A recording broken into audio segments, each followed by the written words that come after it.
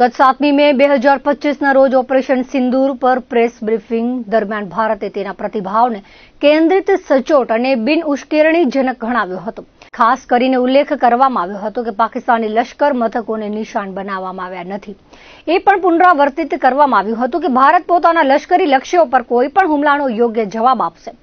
7-8 મે 2025ની રાત્રે પાકિસ્તાનનો ડ્રોન અને મિસાઇલનો ઉપયોગ કરીને ભુજ, અવંતીપુરા, શ્રીનગર, જમ્મુ, પઠાણકોટ, અમૃતસર, કપૂરથલા, જલંધર, લુધિયાણા, આદમપુર, ભટિંડા, ચંદીગઢ, નાલ, ફલોદી, ઉતરલાઈ સહિત ઉત્તર અને પશ્ચિમ ભારતમાં અનેક લશ્કરી લક્ષ્યો પર હુમલો કરવાનો પ્રયાસ કર્યો હતો, જેને ઇન્ટિગ્રેટેડ કાઉન્ટર UAS ગ્રીડ અને એર ડિફેન્સ સિસ્ટમ દ્વારા ખતમ કરવામાં આવ્યા હતા. આ હુમલાઓ પછીનો કાટમાળ હવે પાકિસ્તાની હુમલાઓને સાબિત કરતા અનેક સ્થળોએથી મળી રહ્યો છે, તેવું સંરક્ષણ મંત્રાલયે પોતાની યાદીમાં સત્તાવાર જાહેર કર્યું છે.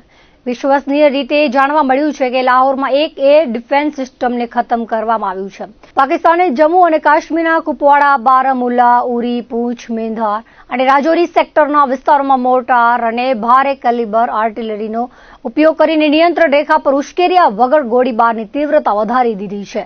પાકિસ્તાની ગોળીબારને કારણે 3 મહિલાઓ અને 5 બાળકો સહિત 16 નિર્દોષ લોકોના જીવ ગયા છે. અહીં પણ ભારતને પાકિસ્તાન તરફથી મોર્ટાર અને આર્ટિલરી ફાયર રોકવા માટે જવાબ આપવાની ફરજ પડી હતી. જો પાકિસ્તાની સૈન્ય સન્માન કરશે તો ભારતીય સશસ્ત્ર દળોએ તણાવ ન વધારવાની પોતાની પ્રતિબદ્ધતાને પુનઃ વ્યક્ત કરી છે. કચ્છ ઉપર પાકિસ્તાને હુમલો કર્યો છે, પરંતુ ભારતે એર ડિફેન્સ સિસ્ટમથી હુમલાને નિષ્ફળ બનાવી દીધો છે. ગુરુવારે વહેલી સવારે ભારતે પાકિસ્તાનની વાયુ સંરક્ષણ પ્રણાલીનો નાશ કર્યો હતો. કચ્છમાં ભારત પાકિસ્તાન સરહદ નજીક ખાવડા પાસે દ્રોબાણા ગામમાં એક શંકાસ્પદ ડ્રોનને તોડી પડાયું હતું. આ ઘટના સવારે 6 વાગ્યા પહેલા બની હતી.